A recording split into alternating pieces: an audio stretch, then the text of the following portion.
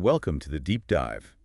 Today, we're exploring a really fascinating intersection. It's ancient wisdom meeting modern brain science. We're diving into the incredible insights from Buddha's brain, the practical neuroscience of happiness, love, and wisdom by Rick Hanson and Richard Mendius. It's a fantastic book. It really is. And our mission for this deep dive is, well, to unpack how you can literally use your mind to reshape your brain for the better. We're talking more happiness, love, wisdom in your life. Right. This book, it promises practical wisdom for, cultivating a peaceful and happy brain. That's quite an ambition, wouldn't you say? It absolutely is. And what's truly remarkable here is how this work bridges, well, thousands of years of contemplative practice. Right, like Buddhist traditions. Exactly, with cutting-edge neuroscience. It's an unprecedented opportunity, really, to understand not just what works for well-being, But the why. but why it works. Right down at the neurological level, we're talking tangible ways to transform your very human operating system. Okay, so we've kind of set the stage there, understanding how our minds are constantly shaping our brains. Now, armed with that fundamental truth, let's really unpack the neurological roots of suffering. Our sources from Buddha's brain, they shed a lot of light on this. They really do. The core idea, it's simple but revolutionary. When your mind changes, your brain changes. It's that core principle. It builds on that powerful phrase, neurons that fire together, wire together. Exactly. We're going to explore how even your fleeting thoughts, your feelings, they aren't just passing clouds. No, they're leaving marks. They're leaving lasting marks on your brain's physical structure. Exactly. Think of your brain less like a static hard drive and more like soft clay. Soft clay, okay. Yeah, constantly being reshaped. If London taxi drivers, develop larger hippocampi just from navigating complex streets. Right, just from learning the routes. Imagine what our everyday thoughts and feelings are doing. What flows through your mind, it literally sculpts your brain. Wow. Giving you this profound ability, really, to rewire it from the inside out. Just think, in the few brief moments you've been listening. Yeah. Quadrillions of signals are literally zipping around inside your head. It's this dynamic universe of information. Quadrillions. It's hard to even grasp. It is. And zooming out a bit, recent research tools like fMRIs, they've dramatically increased our knowledge, offering more and more ways to become, well, happier and more effective. This intersection of psychology, neurology, and contemplative practice, It's just getting started. it's just beginning to show its full promise. For instance, we've seen how experienced Tibetan meditators, they can produce these uncommonly powerful gamma brain waves. Gamma waves. What does that mean practically? It means they're integrating and unifying vast territories of their minds. It's a testament to the brain's incredible capacity for transformation. Okay. So life, obviously, it has its joys, but also its inevitable discomfort, sorrow. Our sources, they draw from ancient insights like the Buddha's Four Noble Truths, Right, that framework. and they offer us this profound diagnosis of why we suffer, rooted right there in our brains. Yeah, and it's compelling to see how much of our suffering is often an unintentional byproduct. Why byproduct? Yeah, of three fundamental survival strategies that evolved, to help our ancestors pass on their genes. Okay, what are they? First, our brains are wired for creating separations. Our parietal lobes, they tend to assume, I am separate, I'm independent. Which feels true sometimes. It feels true, but in reality, we're deeply connected to the world through metabolism, language, empathy. Okay. So this can lead to subtle feelings of isolation or maybe feeling overwhelmed because that apparent wall between you and the world. It's more like a picket fence. Interesting analogy, picket fence. Okay. What's the second one? Second, we're constantly maintaining stability. Our body, our mind systems, they're always seeking equilibrium, balance. Homeostasis. Right. But conditions are constantly changing, disturbing that balance. And that leads to threat signals and what the sources call craving. Craving. Like Tanha in Pali. Exactly. Tanha, meaning thirst. This creates an unpleasant feeling that mobilizes your brain to get you back in balance, often, well, futilely. Okay. And third, we're driven to approach opportunities and avoid threats. We chase pleasures, we flee pains. Simple enough, right? Seems logical. But here's the catch. Pleasures, they're fleeting. And many threats like aging, death, they're just inescapable. They use this metaphor. If getting upset about something unpleasant is like being bitten by a snake, Okay. Grasping for what's pleasant is like grabbing the snake's tail. Okay. Sooner or later, it's still going to bite you. Wow. Okay. That's a powerful image. Yeah. Grabbing the snake's tail. In this next point, this offers a really powerful perspective. The sources explain this concept of first darts. Yes. The unavoidable physical or mental discomfort versus second darts. That's the ones we add. The suffering we add to it through our reactions. Yeah. The profound insight here. And it's truly revolutionary. It really is. Is that while first darts, unavoidable pain, they exist. Most of our unhappiness, the second darts, is something we actively create. We make it ourselves, essentially. Through our reactions. Yeah. It means we have far more control over our suffering than we maybe realize. Absolutely. Often tied to what the sources call the three poisons. Greed, hatred, and delusion. Yeah. And these second darts, they can even show up when there's no first dart, Yes. right? Or even in response to good things, like a compliment. Exactly. Which leads us to consider, why does our brain seem to make us suffer more than other animals? Good question. Most animals, their nervous systems aren't complex enough for these ancient survival alarms to grow into, significant distress. Okay. But our vastly more developed human brain, that's like fertile ground for a harvest of suffering, as they put it. Fertile ground. Only we humans worry about the future, regret the past, blame ourselves for the present. We suffer that we suffer. That's meta-suffering. Right. This kind of suffering, which is most of our unhappiness, our dissatisfaction, is, ironically, made up by the brain. Made up. And that in itself is supremely hopeful, because if it's made up, We can change it. we can change it. You know how your brain just seems to latch on to negative things more easily? Oh, definitely. Our sources call it Velcro for negative experiences and Teflon for positive ones. That's such a great description. It is. Like, you have a perfect day, but that one rude driver on your commute sticks with you for hours. Our brains are naturally drawn to bad news. It's evolutionary.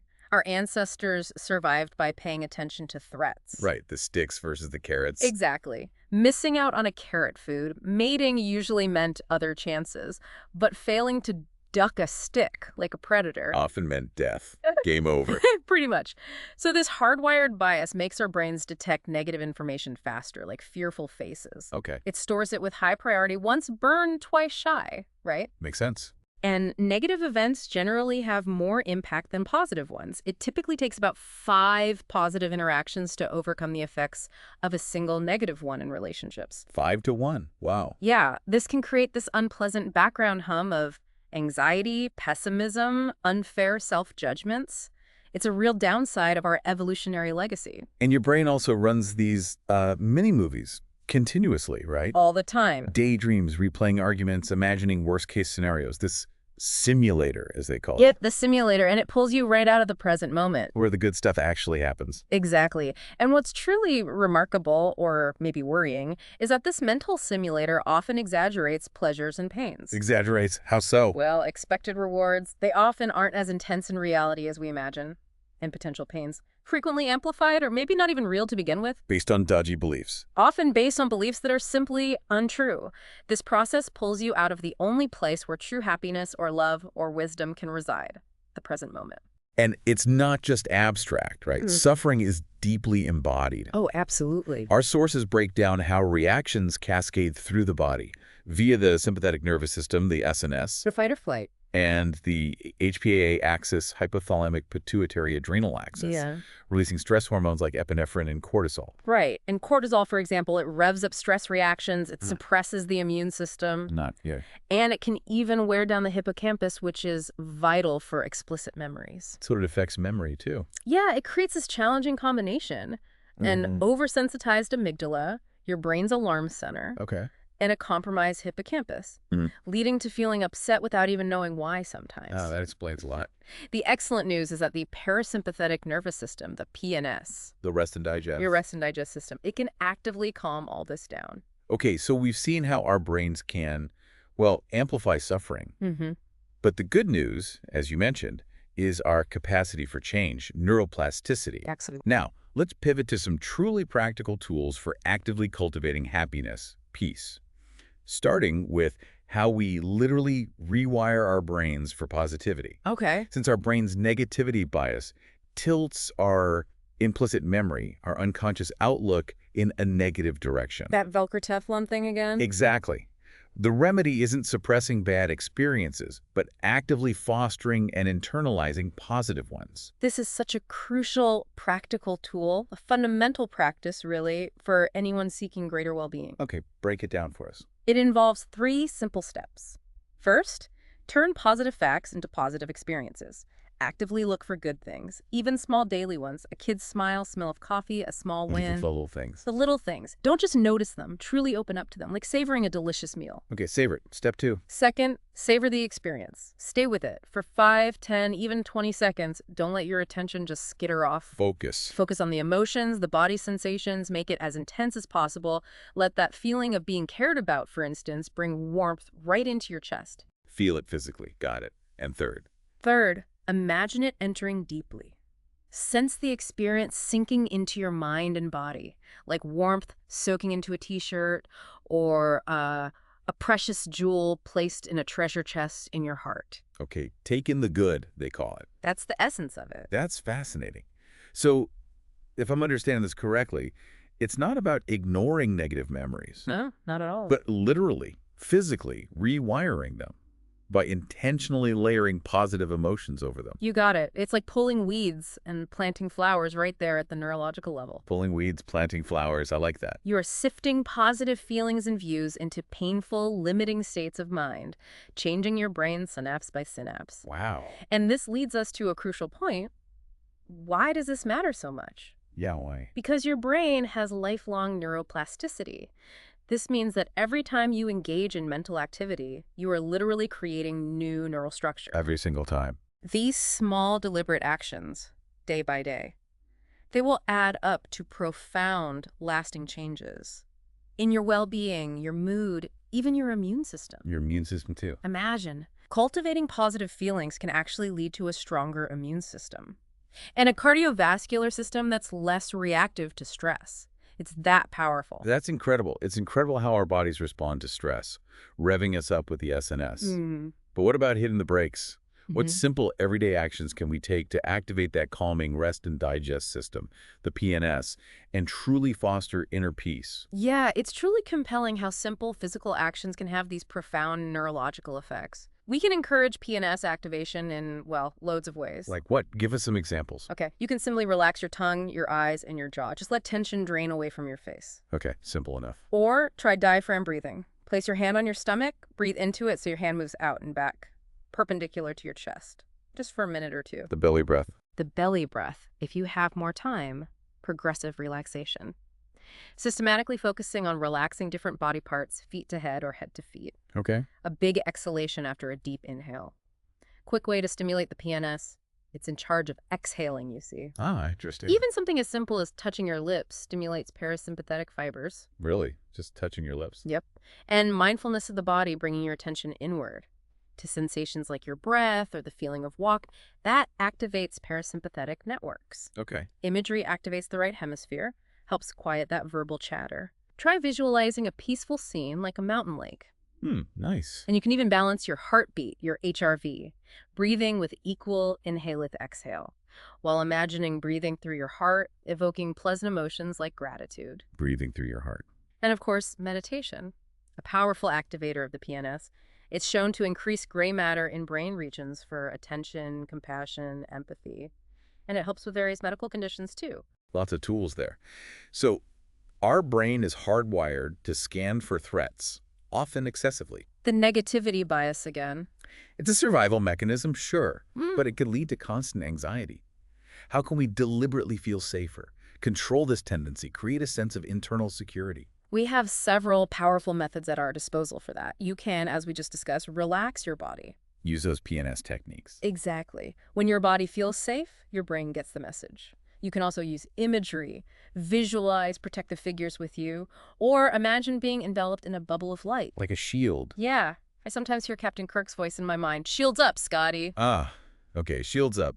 What else? Another way, connect with supporters. Spend time with, or even just visualize loved ones. This activates your brain's attachment circuitry, literally makes you feel safer. Makes sense. Connection. You can also bring mindfulness to fear. Recognize it. See it as just a mental state. Observe it without judgment, and maybe verbally describe it. That increases frontal lobe regulation. Name it to tame it. Sort of, yeah. Notice how the awareness, which contains the fear, is itself never fearful. Ooh, deep. And you can evoke inner protectors. Imagine an inner part of yourself that stands up for you. A wise, strong aspect. Like an inner ally. Exactly. Finally, be realistic. Question old fears, especially those from childhood. Assess your actual power, your resources now as an adult. Many of those old fears, they just don't apply anymore. That's empowering. So the practical takeaway then is you really can create a sense of sanctuary, a refueling station inside yourself, even when the world outside feels chaotic. Absolutely. And in the grand scheme of things, finding refuge in people, places, memories, ideals like truth, or even your innermost being, it pulls you away from those reactivating situations. It builds resilience. It does. This isn't just a mental trick. It quietly stitches a safety net into your brain, helping you navigate life's inevitable ups and downs, including those truly dark nights of the soul or those unnerving moments when old beliefs fall away and you feel that sense of groundlessness. Building an inner fortress brick by brick. That's a great way to put it. Okay, so moving from cooling suffering to warming up happiness. We need to talk about intentions, the engine of your brain's motivation. Right. Intentions. Our sources explain the neuroaxis. Think of it like the brain's evolutionary ladder built from the bottom up. Bottom up, okay. You've got the ancient brainstem handling basic survival, the diencephalon for sensory relay, the limbic system for emotions, memory, and finally, the cortex for complex thought planning. The whole stack. The whole stack. Intentions operate at all these levels, but the higher levels offer greater neuroplasticity, more capacity to change. So higher means more adaptable. Generally, yes. The farther down the neuroaxis, the more immediate your reactions. Higher up, time frames stretch out, so usually the longer the view, the wiser the intention. Which leads us to consider, how do our head and heart motivations work together? The rational and the emotional. Yeah, what's truly remarkable here are the two main hubs of motivation. You've got the anterior cingulate cortex, ACC, for reasoned top-down motivation. The head part. The head part, yeah. And the amygdala for passionate bottom-up motivation. The heart part. Exactly. The ACC is the primary overseer of your attention, involved in conscious will, while the amygdala spotlights what's relevant, important, operating largely outside your conscious awareness. So ideally they work together. Ideally they are woven together, pulling in the same direction. Like clear advocacy for a child, that's the head fueled by warm-heartedness, that's the heart. Okay. This integration can happen in a fraction of a second. Neural populations synchronizing to create this unified drive. The key then is to have wholesome intentions without clinging to the results. That's the difference, right, between desire and craving. Yeah. So how do we cultivate this inner strength, this determination to actually follow through on those intentions? Well, strength has two primary aspects, energy and determination. Okay. You can actually feel stronger by, say, quickening your breathing a little, or by tightening your shoulders slightly as if you're bracing to carry a load. Interesting. Physical cues. Yeah. Get familiar with the subtle muscle movements associated with strength. Engaging them will increase your experience of it. So you call up the feeling. By deliberately calling up this sense of strength, not to dominate, but to fuel your intentions and involving your whole neuroaxis, you deepen its neural pathways. How does that work neurologically? For example, bringing to mind a sense of, like, visceral muscular willfulness that can stimulate your brainstem to send norepinephrine and dopamine into the rest of your brain. For arousal, for drive. Like firing up your internal engine. Exactly like firing up your internal engine. The sources share that powerful Native American story about two wolves in the heart. Love and hate. Love and hate. Yeah. And which one grows depends on which one you feed. Classic. It gets right at the core of our relationships. So tell us about the wolf of love. How did that evolve? Well, our evolutionary history has painstakingly bred the wolf of love to be incredibly powerful, leading to these robust circuits of empathy. Empathy circuits. We are, by far, the most empathic species on the planet, thanks to things like mirror neurons, simulating actions, the insula and limbic system for simulating emotions, and systems for tracking thoughts. We truly need to feel felt, as they say. We need to feel felt. I like that. These capabilities were shaped by millions of years of our ancestors living in hunter-gatherer bands. Cooperation within the band, it aided survival reproduction. Okay, that's the wolf of love. And what about the wolf of hate? Our history is also, regrettably, full of aggression and conflict. Yeah, that side of us. It evolved from millions of years of scarcity, predators, disease, interband conflict. Harsh realities. Aggression is often a response to feeling threatened, and it's correlated with high testosterone, low serotonin. The biochemistry. Which leads to the familiar us versus them mentality. We take good care of us, and we fear, disdain, attack them. Even within ourselves sometimes. Absolutely. This us versus them dynamic can play out within ourselves. It's fueled by the fact that violence was a leading cause of death for men in hunter-gatherer bands. And within group altruism was often aided by intense intergroup conflict. It's a deep part of our wiring. Which leads us to consider, how do we expand that circle of us to include everyone? As the Zen saying goes, nothing left out. That's the challenge, isn't it? Acknowledging the wolf of hate within us, recognizing its impersonal evolutionary origins, that can bring self-compassion. Compassion for ourselves first. Right. Your own wolf of hate needs taming, sure, but it's not your fault that it lurks in the shadows of your mind, and it probably afflicts you more than anyone else. This prompts a very useful caution. As soon as you place anyone outside the circle of us, the mind-brain automatically begins to devalue that person, justify poor treatment. That happens automatically. Automatically. So we can consciously release this distinction and focus on commonality instead. Okay. Our sources highlight compassion and assertion as the two wings that get any relationship off the ground and keep it flying. Two wings, yeah. Compassion brings caring. Assertion ensures your own needs are met. And empathy, as you mentioned, is the foundation. Absolutely. Empathy. The capacity to sense another's inner state. It's profoundly respectful, soothing, creates goodwill. And gives you information. And gives you useful information. And allows you to sense down into her deeper wants, as the book says. It's not about agreement. Just understanding. Just understanding. So how do we become more empathic, especially when conflicts arise, when it's most challenging? It starts by setting the stage. Really committing to receiving the other person fully. Remind yourself their mind is separate from yours. Commit to sustained attention. Okay, set the stage. Then what? Then notice their actions, movements, stance, gestures. That energizes your mirror neuron systems, helps you literally feel what they're experiencing. Notice actions, okay. Next, sense their feelings. Tune into your own body. Watch their face, their eyes. Let your body open to resonating with their emotions. Sense feelings, got it. Fourth, actively track their thoughts. Imagine what they might be thinking, wanting beneath the surface. Track thoughts. And finally, crucially, check back with the other person. Confirm your understanding. Ask questions like, sounds like you're feeling X, is that right? Check back. Don't assume. Exactly. And remember, to receive empathy, you also need to be feelable yourself. Open yourself up. Right, it's a two-way street. Empathy naturally draws us closer, but sometimes closeness can be challenging. Past experiences, feeling overwhelmed. Yeah, it can be tricky. How do we get comfortable with it? Our sources suggest several practical ways. You can focus more on your own internal experience, like tracking your breath or paying attention to your toes, rather than feeling flooded by the other person's information. Ground yourself internally. Right. You can also pay attention to awareness itself, distinct from the other person's presence within it. That energizes circuits that foster a sense of being separate, observant. Awareness itself. Okay.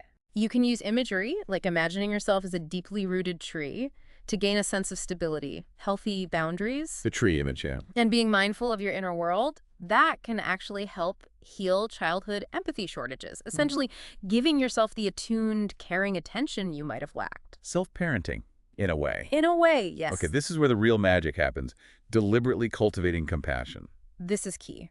You can prime your neural circuits by recalling being with someone who loves you, or a time you felt deeply cared for. Bring up that feeling. Yeah. Then, bring empathy to another person's suffering. Allow sympathy, goodwill to arise naturally. Let it come up. Explicitly offer wishes like, may you not suffer, or may you find rest.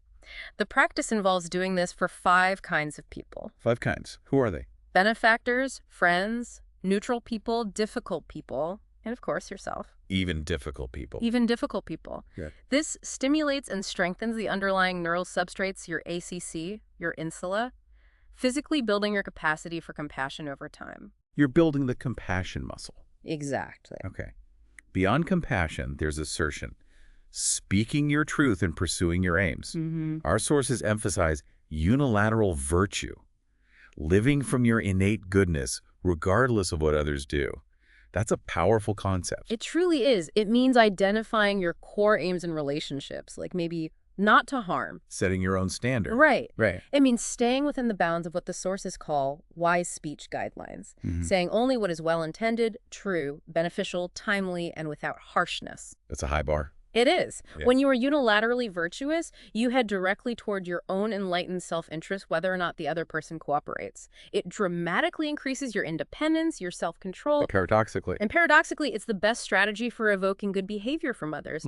Create a personal code of relationship virtues, principles you commit to, no matter what. Your own code. Your own code. Yeah. And for effective communication within this framework, focus on speaking your truth, not on changing others. Own your stuff. Stay in touch with your deeper feelings, your wants. Focus on your experience emotions, body sensations, hopes, rather than blaming. Use I statements. Essentially, yes. Yeah.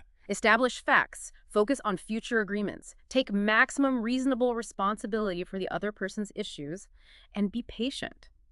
Let time clarify the relationship's true foundation. Patience. That's hard sometimes. It is, but they share that powerful example of Nelson Mandela. While imprisoned, he loved his guards. Loved his guards. Treated them with such kindness that authorities had to keep replacing them, but he would just love the new ones too.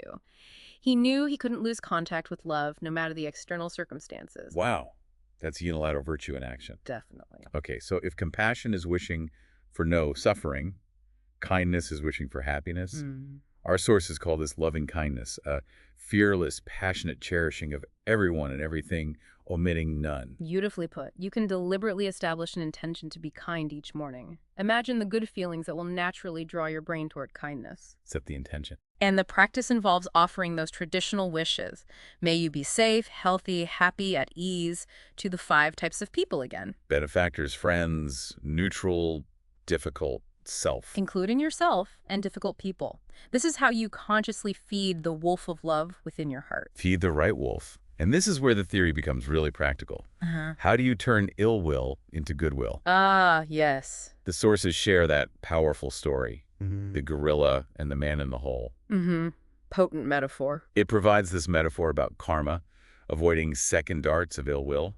Remind us quickly. Sure. The gorilla rescues the man from a hole. The man then thinks about killing the sleeping gorilla for food. He does it, strikes it with a boulder. Oh, no. The gorilla, stunned, hurt, responds not with anger, but with sorrow, saying, "Poor man, now you'll never be happy." Oof. Hits hard. It highlights the self-inflicted nature of ill will. Exactly. So, to tame the wolf of hate, the sources offer, well, numerous methods, but we can group them into a few key strategies. Okay, give us the highlights. First, cultivate positive emotions. Happiness, peacefulness. They calm the body and mind, make anger less likely to arise. Makes sense. Second, be aware of your internal priming. Factors like stress, hunger, even certain sounds can stimulate ill will. Know your triggers. Know yourself. Third, practice non-contention. Don't get swirled up in others' mind streams. Recognize the neurological turbulence underlying their thoughts. Don't get hooked. Fourth, be cautious about attributing intentions. Remember the Chuang-Tzu canoe parable, the submerged log? Often people aren't aiming at you. Consider the 10,000 things that led them to act. It's not always about you. Rarely is. Fifth, bring self-compassion as soon as you feel mistreated. Your own wolf of hate is often harder on you than anyone else. Be kind to yourself. Sixth, investigate your triggers, put things in perspective. Seventh, practice generosity. Give time, help, forgiveness. That opens the knotted fist of the self. Generosity loosens the self. Yeah. Eighth, regard ill will as an affliction because it truly harms you more than anyone else. Ninth, accept the wound of life. People will sometimes mistreat you. Acceptance. And finally, forgive. Let go of the emotional charge around feeling wronged. The greatest beneficiary of forgiveness is usually you. Forgive for your own sake. Right. The key insight from all these methods is that taming the wolf of hate isn't about suppression. It's about redirection, understanding its impersonal origins, and choosing to feed the better wolf. So the essence of this entire discussion, then, it boils down to actively expanding the circle of us, including everyone, reducing the sense of threat, seeking mutual benefit, warming your heart to all beings, like in the loving kindness meditation for the whole world. Exactly. It means seeing others as individuals, not just group representatives. Reflecting on the suffering so many endure, that evokes that natural care, that goodwill within you. Recognizing our shared humanity. Recognizing we're all fundamentally just trying to be happy. Okay. Mindfulness leads to wisdom. Mm-hmm. And the best way to increase it, meditation. A primary tool, yes. Our sources explain how your brain manages attention by balancing 3 inherent needs: keeping info in mind, updating awareness with new info, and seeking stimulation. Right, it's a constant balancing act. And a crucial point here is how our brain balances these. Think of your brain's spotlight for novelty. Yeah. A dopamine-driven system helps open your conscious awareness, what's called working memory, for new opportunities or threats. A spike in dopamine opens the gate. The dopamine opens the gate, okay? And then there's an internal stimulation thermostat in the basal ganglia. It nudges us to seek just enough newness to stay engaged without overdoing it. Prompts us to seek more stimulation when levels drop. A stimulostat. Interesting. So if we know how our brain works, how can we gain greater control over our own attention instead of being pulled around by every distraction? Well, you can set intentions to be more mindful. Use your prefrontal cortex. Even physically embodying someone focused and aware can help. Body posture again. For everyday mindfulness, the sources suggest simple supports: slowing down, single tasking, consistently focusing on your breath. The basics. Using routine events, washing hands, opening a door as temple bells to bring you back to the present, and simplifying your life, reducing mental clutter. Declutter the mind. To quiet the mind specifically. Sitting in an erect posture actually activates the reticular formation, telling your brain, stay alert, stay focused. Okay. Whole body awareness activates the right hemisphere, which helps quiet that verbal chatter. The inner narrator. And you can gently hush verbal centers and a quiet, kind instruction to your inner voice like, hush, now it's time to relax. Talk to yourself kindly. A truly powerful practice is to simply abide as awareness itself. Abide as awareness. What does that mean? The idea is that awareness itself is, well, boundless, still, and silent. Empty until something appears, vast enough to hold anything, always present and reliable, and never altered by the mind objects passing through it. Wow, that's expansive. It is. Practice resting in awareness by noticing the natural gaps between thoughts, experiencing the space-like open qualities of awareness. It's about recognizing that awareness can function perfectly well without a self in charge. Awareness without a self. Oh. Okay. Meditation isn't just about calming, though. It's about concentrating the mind for deep, liberating insight. That's right. Concentration is key. Our sources highlight 5 traditional factors for steadying the mind: applied attention, sustained attention, rapture, joy, and singleness of mind. The factors of concentration, yes. And we can strengthen the neural substrates of these factors directly. How? Give us some techniques. Okay, for applied and sustained attention, you could imagine a little guardian in your ACC boosting focus, or use counting or noting the breath as an anchor. You can also deepen involvement by bringing warmth, fondness to the breath itself. Make friends with the breath. To filter distractions, paradoxically, invite them in. Acknowledge them, then let them pass. Or gently bat them away by reminding yourself, I can think about that later. Don't fight them too hard. Right. For managing the desire for stimulation, try noticing novelty in each breath. Focus on multiple sensations at once, or explore walking meditation. Keep it fresh. Rapture and joy are key here. They intensify positive feelings, which boosts dopamine, aids concentration, basically keeps that gate to working memory shut to distractions. The positive feelings help focus. They really do. Invite them in, integrate them with the breath, explore the nuances of happiness, contentment, tranquility. Okay. And the last one, singleness of mind. Singleness of mind means unifying awareness. It tends to follow from the other factors, but you can encourage it through whole body awareness, surrendering to the present moment, relaxing the sense of self. It all connects. This state correlates with those stable high-frequency gamma waves seen in experienced meditators, indicating profound mental integration. Gamma waves again, okay. This might sound a bit radical. Go on. But our sources dive into the very nature of the self itself. What does it mean to relax the self? Ah, yes. What's truly compelling here is the scientific view. The everyday feeling of being a unified I is, surprisingly, an utter illusion. Illusion, really? According to both neuroscience and contemplative traditions, yeah. The self has many aspects: reflective, emotional, autobiographical, core. But these are based on distributed brain processes. Not one central self. No, it's variable and transient, not enduring. Depends on changing conditions. Selfing is more of a verb than a noun, meaning, as the sources put it, I seem to be a verb. I seem to be a verb. I like that. So the practical takeaway then is the self is just one part of a person. Awareness doesn't actually need a self to operate. That's the idea. The self is like someone running behind a parade claiming to have created it. Huh.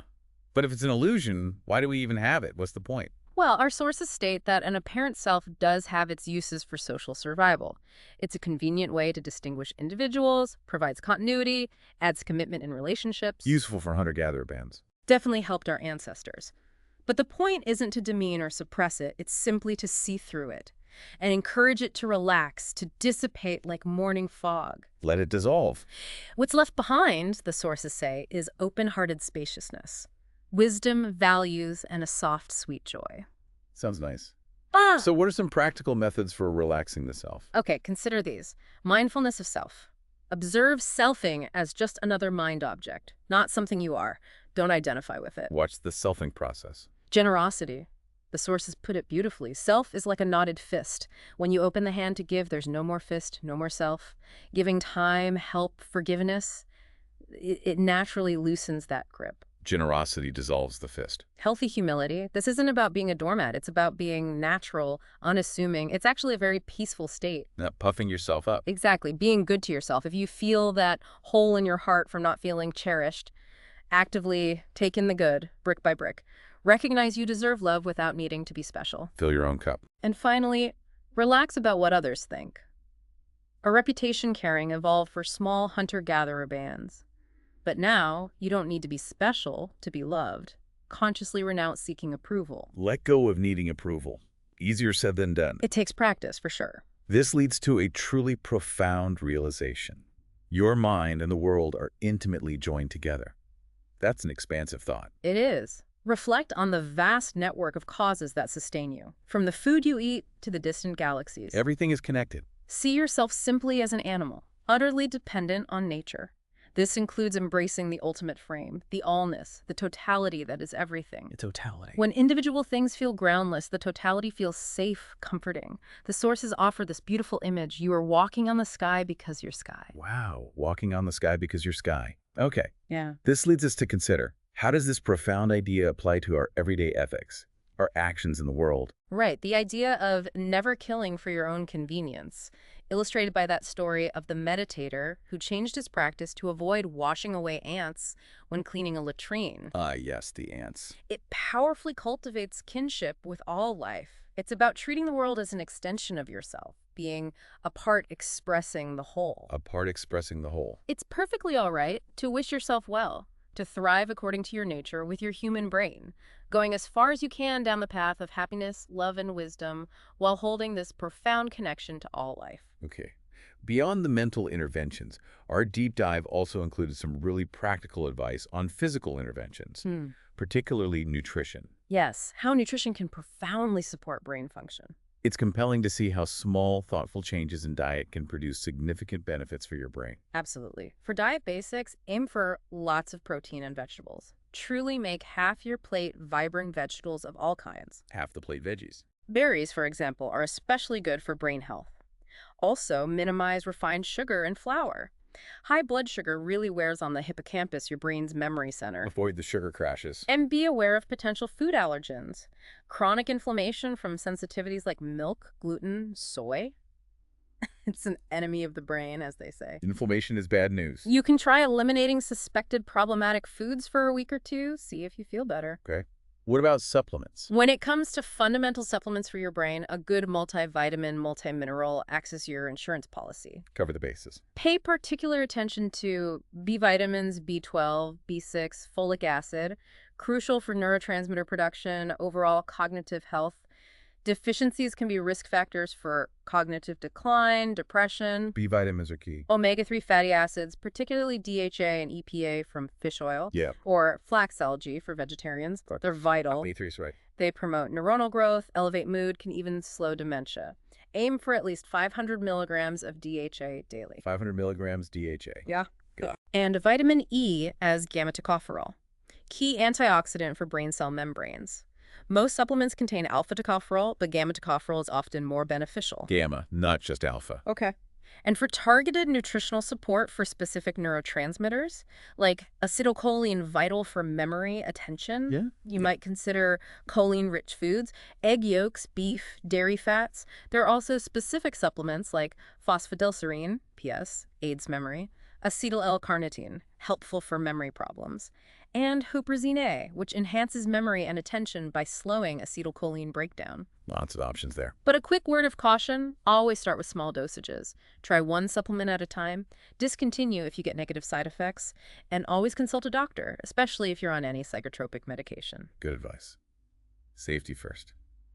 Wow, that was a truly immersive deep dive into the Buddha's brain. We covered a lot of ground. We really did. Everything from the neurological roots of suffering to practical steps for cultivating happiness, love, wisdom, and even how what you eat impacts your brain. Yeah, and in the grand scheme of things, this profound congruence between ancient contemplative wisdom and modern neuroscience, it offers such a powerful message. What's the core message for you? That you have immense capacity to influence your own mind and brain. Your small positive actions day by day, they will add up to large changes over time, helping you become more, good-humored, warm-hearted, savvy, which in turn helps others, helps the world around you. Small steps, big changes. Okay, so the essence of this entire discussion boils down to this provocative thought for you, the listener.